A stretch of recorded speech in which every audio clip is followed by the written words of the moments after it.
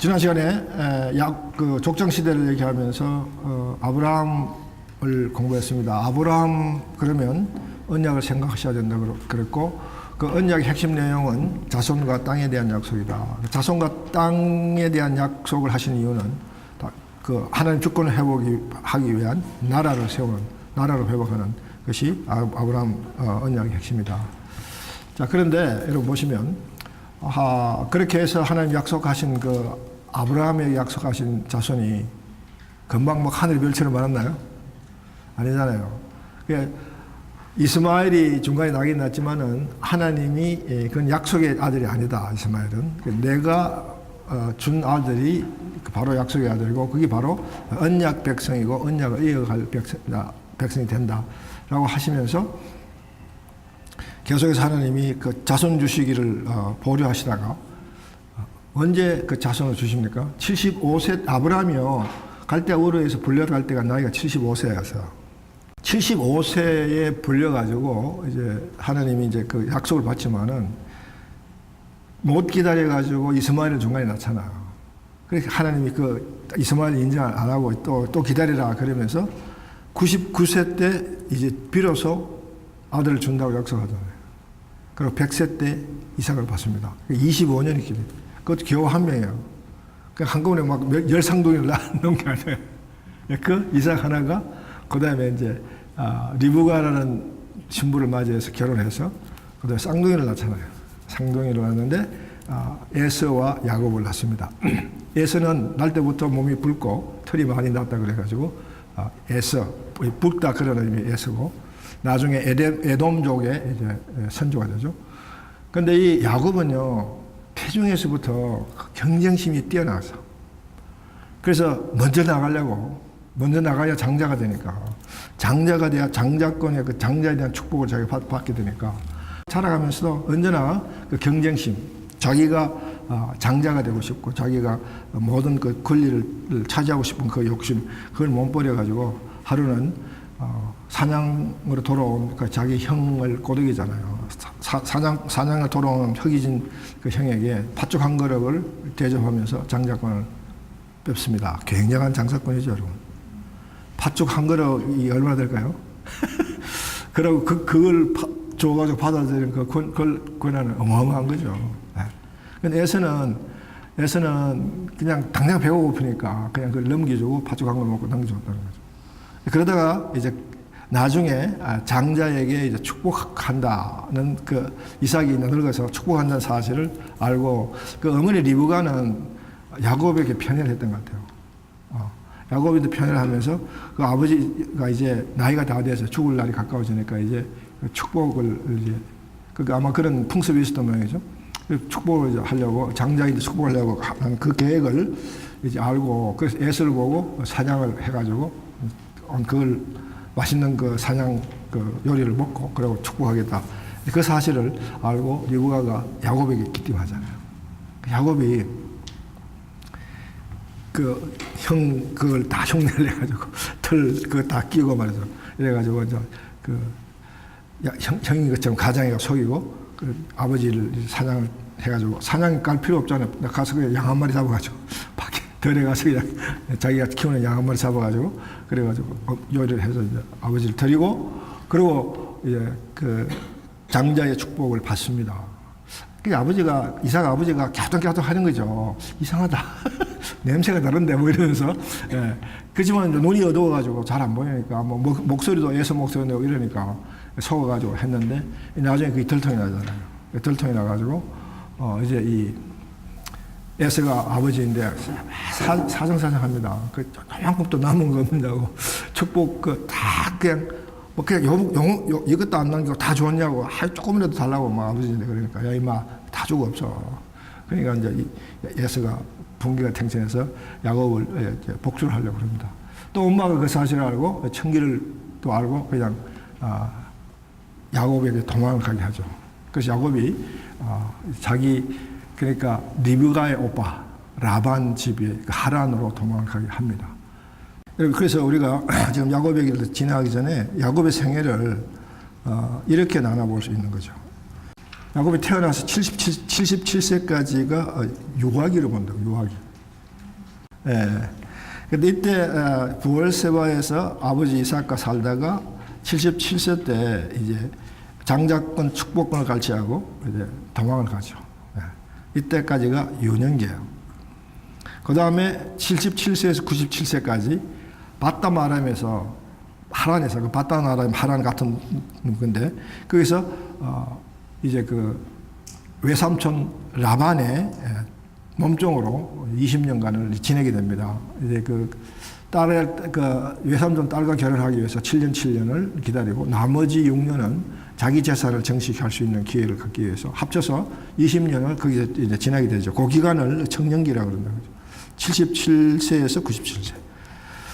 그 다음에 이제 고향으로 돌아와서 헤브론에서 98세에서 129세까지 헤브론에서 지납니다. 지나다가 기근을 만나가지고 이제 거기에서 이제 요셉이 잡혀가고 이제 기근이 오고 이래서 이제 70인 가족들이 이제 애굽으로 내려가게 되죠. 가서 이제 그때가 장년기고 이제 노년기 130세 때 애굽으로 갑니다.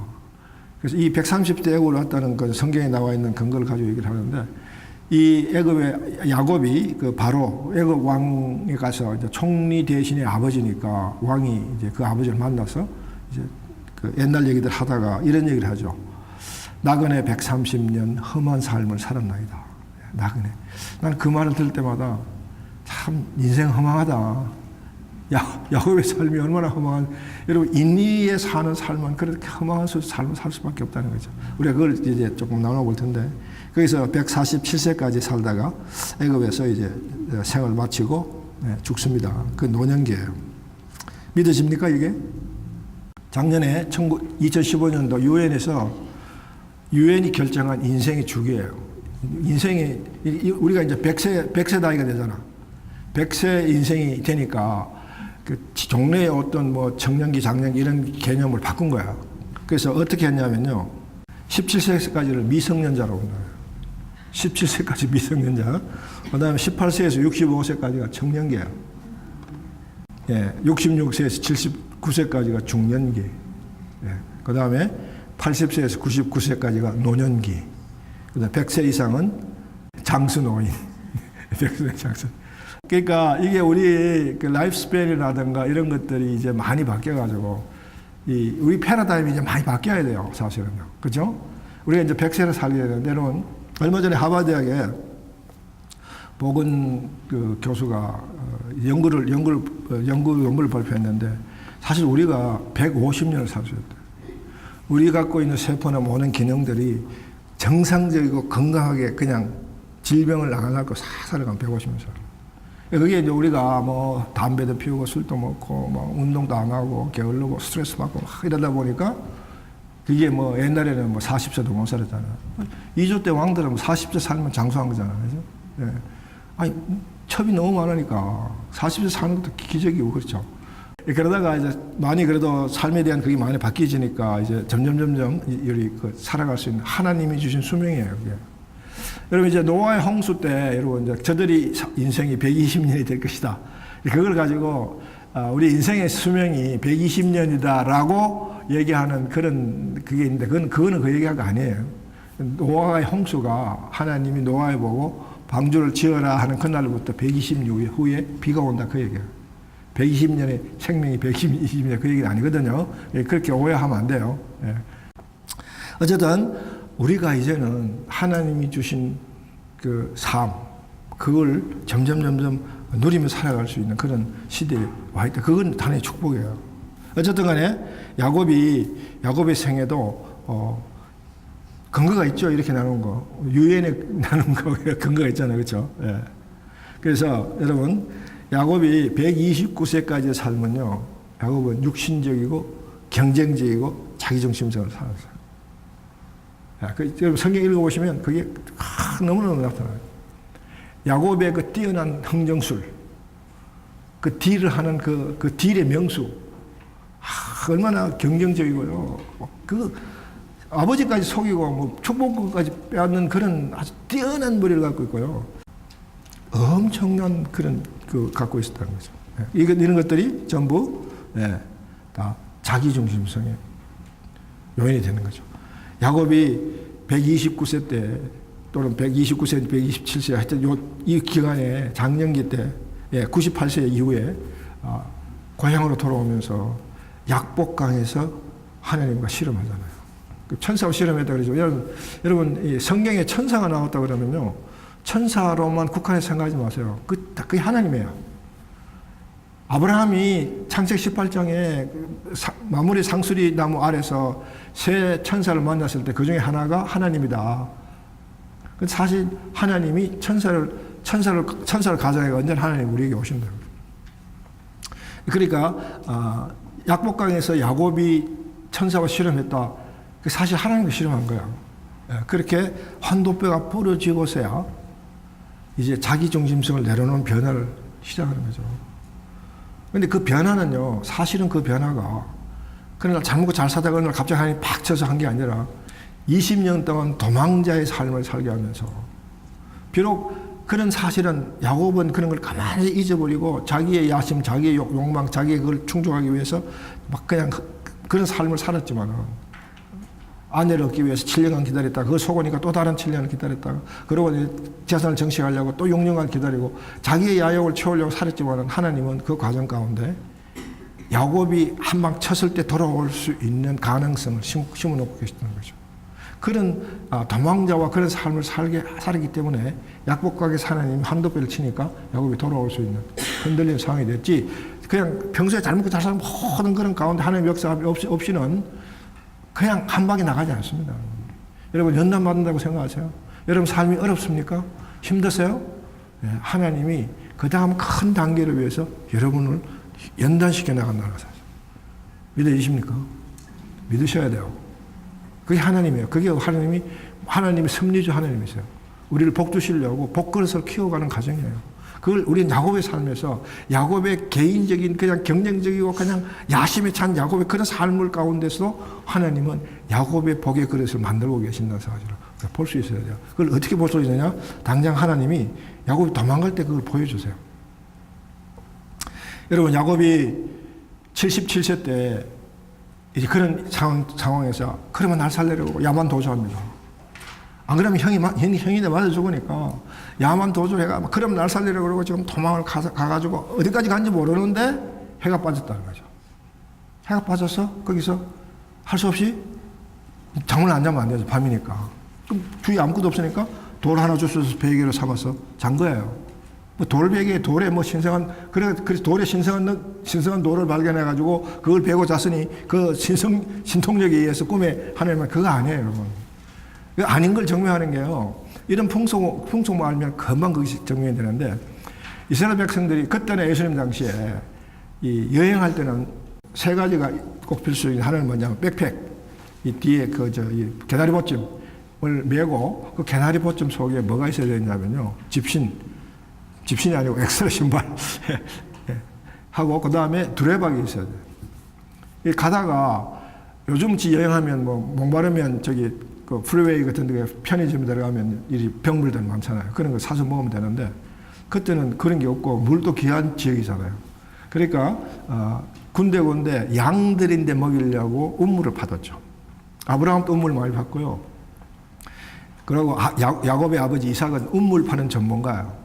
온천지 그 지역에 그 우물 파고 또 그 주민이 와서 자기 거라고 그러면 또 만들어주고 또 다른 데서 또 팔고, 그죠? 예. 이삭은요, 우물이 전문가예요. 그 우물 파는 그 우물에서 이제 목마르면 이제 자기 두레박으로 물을 길러 먹고, 그리고 밤이 되면 이 개나리 보찜이 들판에서 자야 되잖아요. 그때 여인숙도 없으니까 들판에서 자는데 그때 그 개나리 보찜이 바로 베개가 돼요. 그러면 이불은 뭐냐? 이불은 그때 입고 있었던 옷이 이불이에요. 그 옷이 어떤 옷이냐? 튜닉이라는 옷이에요. 예수님이 입고 있었던 옷이에요. 이 튜닉은요, 그때나 예수님 때나 이스라엘 유대인의 풍습 속에 장자가 장성에서 출가할 걸 대비해서, 장자가 나면 어머니는요, 걔가 출가할 걸 대비해서 날 때부터 뜨개질로 아주 두꺼운 이 옷을 짜기 시작해요. 이게 통옷인데 여기서 어디까지 하나로 쫙 튜닉이라고 해요. 그러니까 그냥 치마처럼 위에서 그냥 쭉 내려 입는 통옷 같은 거. 그래서 일할 때는 허리를 동여매잖아요. 욥기에 보면 하나님이 욥과 대면할 때 허리를 동여매라 그래요. 튜닉을 입었으니까. 그래서 허리를 동여매고 이제 기민하게 움직일 수 있는 그런 자세를 취하라 그런 얘기인데, 야곱은 아마 그 옷은 입고 있었을 거죠. 그러니까 어머니가 아마 그 옷을 준비해 줬을 거니까. 그래서 그 옷을 입고 있었는데 베개가 없으니까 돌베개를 베고 잔 거죠. 이 튜닉은 그래서 밤에는 그렇게 그 가난한 자들이 잘 때 입으리 돼요. 예. 그게 바로 출애굽기에 나옵니다. 출애굽기 가면 이제 하나님이 여러 가지 계율을 주실 때 그 튜닉에 대한 특별 지시를 해요.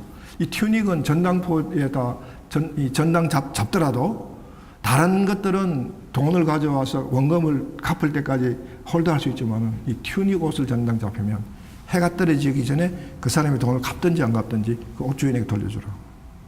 왜냐하면 그들이 잘 때 이불이 됩니다. 이걸 못 받으면 밤에 이불 없이 들들들 떠는. 그리고 그 지역은 밤에는 춥잖아요. 그러니까 하나님이 불기둥 구름기둥을 인도했잖아요. 추우니까 이불 없이 하면 큰일이죠. 근데 이 아모스에 가면 바로 아모스가 질타하는 것 중에 하나가 전당포 주인이 튜닉을 돌려주지 않는 걸 질타합니다. 네. 그만큼 이 튜닉에 대한 하나님의 애정이 많아요. 야곱이 그래서 이제 돌베개를 베고 자다가 꿈에 하나님을 만납니다. 여러분, 하나님 만나서 꿈에 이제 하늘 이런 걸 보고 하늘을 오늘하다가 이제 하나님이 야곱에게 나타나셔서 바로 이런 말씀을 합니다. 내가 너와 함께해서 내가 어디로 가든지 너를 지키며 너를 이끌어 이 땅에 돌아오게 할지라. 내가 내게 허락한 것을 다 이루기까지 너를 떠나지 아니하리라 하신지라. 은혜가 됩니까? 근데 이 말의 의미를 알겠죠? 예. 이게 바로 여호와께 가까이 하면 여호와 함께 하면 내게 복이라. 함께 해주는 복. 근데 여러분 이 상황을 잘 보세요. 야곱이요 지금 정신없이 가다가 자는 거야. 기도도 안 했어요. 하나님 나 도와주세요 이런 것도 없어요. 그냥 자는 거야. 그럴 때 하나님이 오셨다는 거, 하나님이 먼저 오셨다는 사실이에요. 야곱의 고난 가운데 고난의 길을 가고 있는 야곱에게 하나님이 먼저 오셔서 먼저 약속해 주셨잖아요. 내가 너와 함께 하리라. 내가 너와 떠나지 않으라 하리라. 예, 그 얘기를 해주셨는데 내가 너를 허락한 일을 다 이룰 때까지. 그런데 이 하나님이 먼저 오셔서 기도도 하지 않은데도 함께하는 복을 주셨는데도 불구하고 야곱의 리스판들은 어떠냐면 이거예요.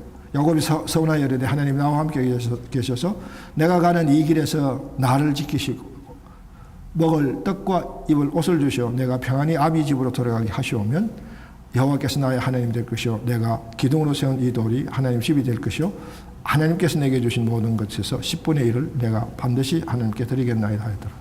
예. 아비 집으로 무사히 돌아가게 하시오면 조건이에요. 하나님이 함께 해주신다는 그 약속을 야곱은 조건부로 받아들이는 거죠. 네. 이게 신의와 인의의 차이입니다. 여러분 이게 우리의 신앙인지도 몰라요. 우리는 이런 기도를 하고 있는 줄 몰라요. 하나님이 복 주신다고 그냥 성경을 통해서 다 가르쳐 주시고 신의의 길을 다 보여주시고 다 보여주셨는데도 불구하고 나는 내가 원하는 그 복만 움켜쥐려고 조건을 붙이면서 하나님 기도하고 있는 우리의 모습. 첫 시간 얘기했잖아요. 하나님은 내가 너에게 복 주겠다. 그러면 그 복을 우리가 받아야 돼요. 초이스가 없습니다, 여러분. 하나님은 방법을 바꾸지 않아요. 내가 너에게 복을 주겠다 정했으면 그 복을 하나님 기어코 우리에게 주시고 마시는 거예요. 그걸 깨닫고 우리가 그걸 받을 생각을 해야지. 그거는 상관이 없고 그거는 내하고 관심 없고 나는 내 관심이 없는 부분이니까 I don't care. 그리고 내가 원하는 거면 자꾸 기도하고 새벽 기도 가서 열심히 붙들고 놓아요. 어쨌든 지금 보세요.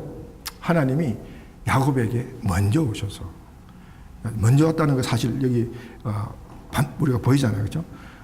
우리 모든 인생의 고난 가운데 언제나 하나님은 먼저 와 계신다는 거죠. 그걸 보여주시는 거예요. 여러분 이게 야곱에게 임한 게 아니에요. 성경에 이런 사건은요. 성경의 인물에게 임한과 동시에 나에게도 똑같이 임한다는 그 대표적인 의미를 보여주는 거예요. 야곱에게 축복을 주셨다면 그 하나님은 우리에게도 똑같은 축복을 주신다고 믿습니까? 그 축복을 주시려고 여기 와 계세요. 보이세요? 보는 것은 우리 몫이에요. 하나님이 내 삶 가운데 내 고통 가운데 내 고난 가운데 와 계신다는 것은 깨닫는 것은 우리 몫이에요. 어떻게 깨달아요? 말씀을 읽어야 돼요. 말씀이 읽어야 여기 와 계신 하나님을 볼 수 있단 말이에요. 내 옆에 와 계셔서 내가 너와 함께 하리라라고 약속해 주신 하나님의 음성을 들을 수 있단 말이에요. 그건 안 듣고 말씀은 안 배우고 안 들으니까 엉덩이에서 자꾸 바위 깨고 수놓 뽑고 기도하잖아요. 얼마나 안타깝나요? 예. 언제까지요? 언제까지 하나님이 우리를 붙들고 함께 하시고 복 주신다고요? 하나님이 여러분에게 허락한 모든 일을 다 이룰 때까지. 그게 뭔지 여러분 찾으세요. 그리고 그 하나님이 이루시기 위해서 하시는 그 속에 들어가셔서 그 길을 가세요. 그럼 그게 복된 삶이에요. 그게 바로 거기 하나님 나라가 있는 거예요. 바로 그게 우리가 하나님과 함께함을 누리는 복을 누리는 삶이에요. 심플하잖아요. 간단하잖아요. 어떻게 해요? 성경을 펴십니다. 성경을 피면 그 복의 길이 보인다는 거예요, 여러분. 그 길을 가셔야 돼요. 우리 야곱의 삶에서 야곱처럼 조건을 내걸고 이런 조건을 충족시켜주면 내가 당신은 내 하나님이고 내가 하나님을 모시고 그리고 11조 드리겠다. 여러분, 그게 얼마나 잘못된 것이라는 것을 야곱의 삶에서 우리가 발견해야 된다는 거죠. 여러분, 야곱 되지 마세요. 그리고 하나님이 야곱에게 주신 그 복을 노리세요. 오늘 저녁에 당장 누리세요. 오늘 저녁에 당장 꿈에 바로 이 역사를 꿈에 보십시오. 예, 실제로 그래요. 여러분, 우리 하나님은요, 사마리아 여인을 찾아가신 분이에요. 베데스다 연못가에 38년 먹은 병자를 찾아가신 분이에요. 지나가다가 만난 거 아니에요. 일부러 찾아가신 분이에요. 오늘 이 시간에 일부러 여러분 삶 가운데 찾아오신 분이 하나님이세요. 믿습니까? 그 하나님을 성경 가운데서 만나십시오. 그게 우리가 성경 읽어야 할 이유예요. 야곱은 그와 같은 이렇게 얍삽하고 그야말로 얍삽한 삶을 살았지만은 나중에 결국 하나님의 부르심을 받고 이제 70인 가족이 BC 1876년에 애굽으로 이민을 갑니다. 이민 가는 게 기근을 피해서 가지만은 거기에는 하나님이 아브라함에게 약속한 자손의 그 약속을 이루어가는 연장선상에 있는 이민이라는 사실을 기억하시기 바랍니다.